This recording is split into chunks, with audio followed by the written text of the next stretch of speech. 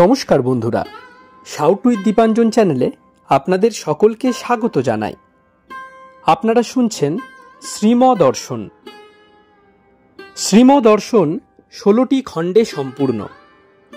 ভগবান শ্রীরামকৃষ্ণদেবের অপার অনুগ্রহে এই গ্রন্থের প্রথম ভাগের প্রথম সংস্করণ 1366 বঙ্গাব্দে ও ইংরেজির 1960 খ্রিস্টাব্দে প্রকাশিত হইয়াছিল। তদবধি ভক্তগণের চাহিদাতেই একের পর এক সংস্করণ প্রকাশ করা সম্ভব হইতেছে। শ্রীমদর্শনের মূল আবেদন, গৃহে বাস করিয়া কি প্রকারে দেবভাবে জীবনযাপন করা যায়, কিভাবে বেদ বর্ণিত উপায়ে সুখ দুঃখ সমভাবে গ্রহণ করিয়া সংসারে শান্তিতে বাস করা সম্ভব হয়। এই পুস্তকে আছে পরমহংসদেবের ও মায়ের কিছু নূতন কথা, আর স্বামীজি প্রমুখ অন্তরঙ্গ সন্তানদের কথা, আর আছে কথামৃতকার দ্বারা কথামৃতর ব্যাখ্যা এবং শ্রীরামকৃষ্ণ জীবনালোকে উপনিষদ, গীতা, ভাগবত, পুরাণ, বাইবেল আদি শাস্ত্রের আলোচনা।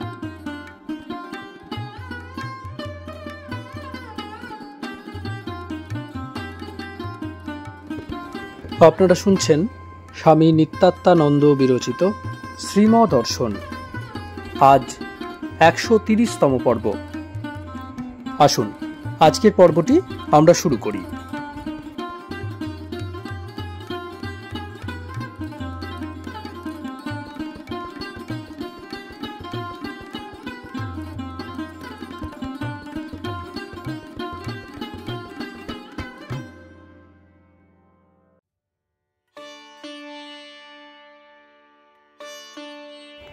শ্রীম গান গাহিতে আরম্ভ করিলেন।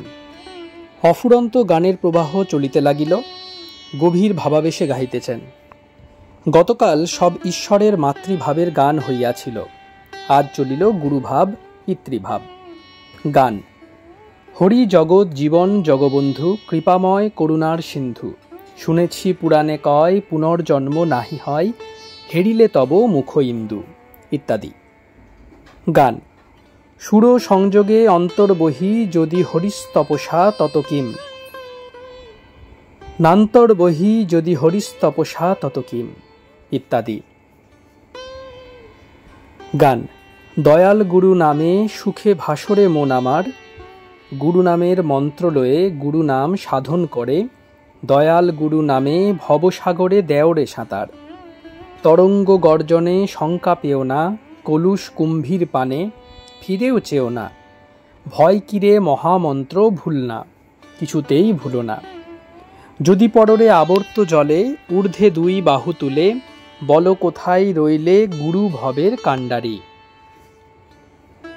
গান: চলো গুরু দুজন যাই পারে, আমার একলা যেতে ভয় করে, এ দেহ ছিল শ্মশানের সমান, গুরু এসে মন্ত্র দিয়ে করল ফুল বাগান, ও তার সৌরভেতে আকুল করে মুনি ঋষির মন হরে। গান: পতিত পাবন দয়াল হরি, বসিয়া বিরলে একান্ত বিরলে বিচিত্র জগৎ প্রকাশিলে, গুরু হয়ে জ্ঞান উপদেশ দিলে ভাবার নবে হইলে কাণ্ডারি, অশেষ গুণ মানব সন্তানে কত ভালোবাসা আহা মরি মরি। গান: হরি হরি বলে নিতাই যায় আর গৌর যায়, মধুর হরি নাম বলে যায় রে, যে নাম নারদ জপে দিবানিশি, আই সেই হরি নাম দিব তোরে, যে নাম শিব জপে পঞ্চমুখে, আই সেই হরি নাম দিব তোরে, মধুর হরি নাম বলে যায় রে। গান: সুরধুনির তীরে হরি বলে কে যায় রে, বুঝি প্রেম দাতা নিতাই এসেছে রে। গান: আমার গৌর নাচে। নাচে সংকীর্তন মাঝে, শ্রীবা সঙ্গনে ভক্ত সঙ্গে আমার গৌর নাচে, হরিবোল বলে চায় গদাধর পানে, ইত্যাদি। গান সমাপ্ত হইল। শ্রীম আসন হইতে উঠিয়া পড়িলেন। উত্তর দিকের ছাদে গিয়া একাকী বিচরণ করিতে লাগিলেন। ভক্তগণও পরে কেহ কেহ উঠিয়া গেলেন। আকাশ গভীর মেঘাচ্ছন্ন, স্তব্ধ ভাব ধারণ করিয়াছে। শ্রীম চলিতেছেন আর কথা বলিতেছেন। ঠাকুর এইখানটা নেচে নেচে গাইতেন। শ্রীম অর্ধ নৃত্যে গাহিতেছেন, জয় কালী বলে। ভালো মন্দ দুটো কথা আছে, ভালোটা ধরে থাকো। প্রবল ঝড় উঠিয়াছে। শ্রীম ও ভক্তগণ সিঁড়ির ঘরে প্রবেশ করিলেন। বড়জিতেন, ছোট রমেশ, বলাই, সূর্য প্রভৃতিও ইতোমধ্যে আসিয়াছেন।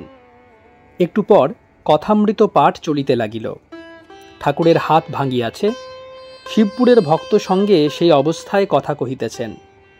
শ্রীম একজন ভক্তের প্রতি। চক্রগুলির কি নাম পড়া হল? ভক্ত: মূলাধার, স্বাধিষ্ঠান, মণিপুর, অনাহত, বিশুদ্ধ, আজ্ঞা, সহস্রার। শ্রীম: অনাহত চক্র থেকে সাধক জীবন আরম্ভ। সাধারণ মানুষের মন মূলাধার, স্বাধিষ্ঠান ও মণিপুরে থাকে, অর্থাৎ লিঙ্গ গুচ্ছ নাভিতে থাকে। এই তিনটেই হীন স্থান। এই তিনটের উপরে অনাহত চক্র। এটি উত্তম স্থান। এখানে মন উঠলে ঈশ্বরীয় বিষয় ভালো লাগে। এসব বিচার করে কি বুঝবে মানুষ? আবার শরীর ডিসেকশন করো, কিছুই দেখতে পাবে না। যোগীদের দৃষ্টিতে কেবল এসব দেখা যায়। মন বিশুদ্ধ চক্রে আরোহণ করলে কেবল ঈশ্বরীয় কথা কইতে আর শুনতে ভালো লাগে দিনরাত। এর উপর আজ্ঞাচক্র। এখানে ঈশ্বর দর্শন হয়, কিন্তু তার সঙ্গে মিলিত হয়ে এক হতে পারে না তখনও। সহস্রারে গেলে এক হয়ে যায়। দেশহীন, কালহীন, নেতি নেতি বিরাম যথায়। কি আশ্চর্য পুরুষ ঠাকুর! সহস্রার এই নাম উচ্চারণ করতে করতে একেবারে সমাধি। কি মহাযোগী! অপর যোগীদের সারা জীবনে হয়তো বহু কষ্টে একবারেই সমাধি হয়। আর এর কথায় কথায় সমাধি, যেন শুক্ল দেশলাই। একটু ঘষা পড়লেই ফস করে জ্বলে ওঠে। একতলা থেকে একেবারে 7 তলায় উঠে পড়ে মন। কে ইনি যার মুহুর্মুহু এ দুর্লভ সমাধি?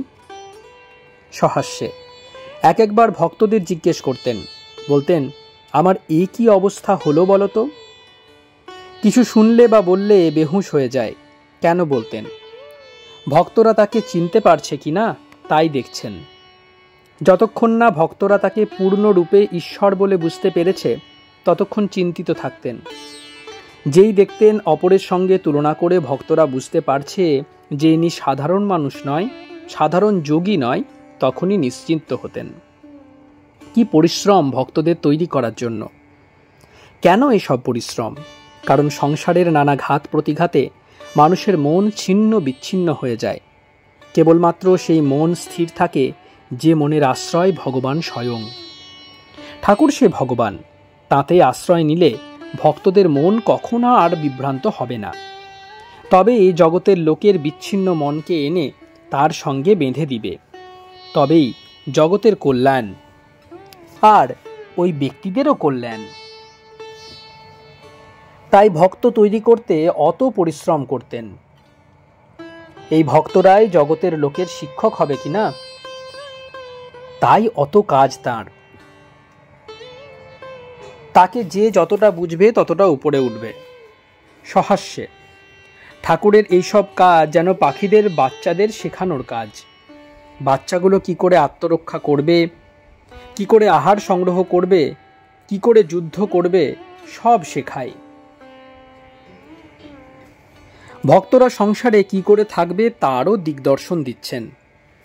বলছেন ঠিক ঠিক সংসারে নির্লিপ্ত থাকবে, সব করবে যখন যা দরকার, কিন্তু অযথা অপরের মতো অত ভাববে না।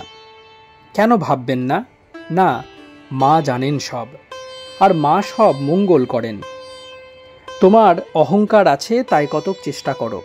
যখন আর চেষ্টাও চলে না, শরীর মনে শক্তি নাই, অর্থ বিত্ত লোকজন নাই, তখন তার উপর নির্ভর করে বসে থাকো। এবার তিনি সব করবেন, মা, তিনি সর্বমঙ্গলময়ী কিনা, ব্যাস। তাই তো তাচ্ছিল্যের সহিত বললেন, ওগুলো অত ভেবো না। ওগুলো মানে যাকে দিস থিংস খ্রাইস্ট বলতেন, মানে টাকা কড়ি দেহ সুখ, ফিজিক্যাল সেন্স অফ সিকিউরিটি, আদর্শটি ধরে দিলেন সামনে, যদৃচ্ছা লাভ। টাকা কড়ি আসছে আর খরচ হচ্ছে, সঞ্চয় নেই, ধারও নেই।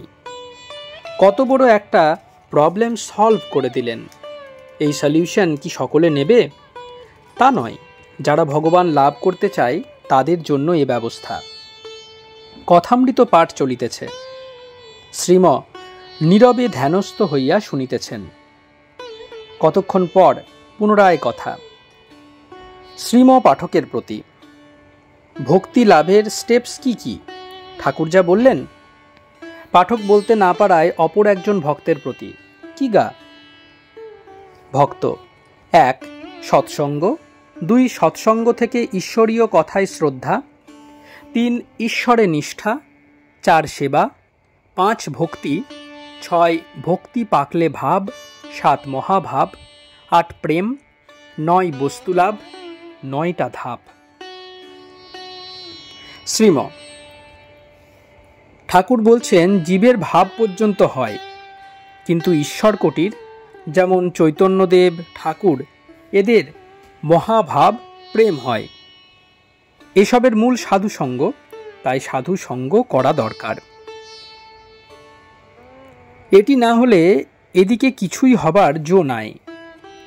ভক্তদের প্রতি, এই আপনারা সব যা করছেন, নিত্য মঠে যাচ্ছেন, আবার দেখুন কেমন আয়োজন। ঠাকুর কি শুধু সাধুসঙ্গের কথা বলছেন? আবার সাধু তৈরি করে গেছেন যাতে অপরের কল্যাণ হয়। অত ভাবনা তার ভক্তদের জন্য, জগতের জন্য। এই সাধুরা যেন সমাজ শরীরের শির। এরা সমাজ শরীরকে চালনা করেন। শির যেমন শরীরের শ্রেষ্ঠ অঙ্গ, তেমনি সাধু সমাজ শরীরের শ্রেষ্ঠ অঙ্গ। এরা নিজেদের জীবন দিয়ে শিক্ষা দেন সমাজকে, ঈশ্বরের মন রেখে অন্য সব করো। যারা সাধুসঙ্গ করছে, বুঝতে হবে তাদের পূর্বজন্মে তপস্যা ছিল, তবেই সাধুর মূল্য বুঝতে পারছে। সাধু মানে যারা দিবানিশি এক ঈশ্বরকে নিয়ে থাকবার চেষ্টা করে। একজন উকিল মোকদ্দমা নিয়ে থাকে, ডাক্তার রোগী নিয়ে থাকে, তেমনি সাধু থাকে ঈশ্বরকে নিয়ে। তাই সাধু সঙ্গটি ধরে থাকলে বাকি সব আপনি আসবে। যেমন বাছুরকে ধরে থাকলে গাই আসে, সাধুকে ধরে থাকলে ঈশ্বর লাভ হয়। রাত্রি অনেক হইয়াছে। শ্রীমর রাত্রির আহার এখনো আসিতেছে না। 3 তলায় পরিবারবর্গ আছে। অন্তেবাসী ইতোমধ্যে 3 বার নিচে গিয়া তাড়া দিয়া আসিয়াছেন। তথাপি আহার আসিল রাত্রি 11:15টায়।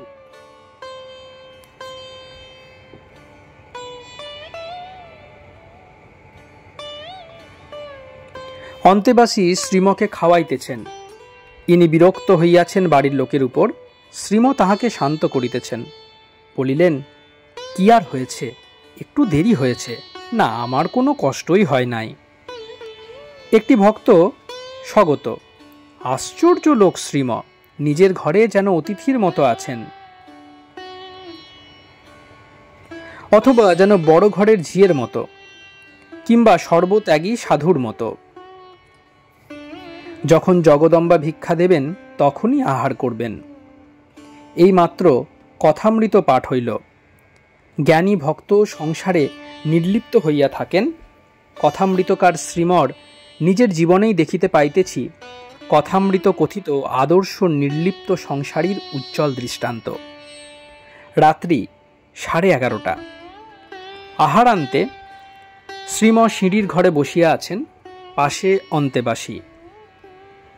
শ্রীম নীরব।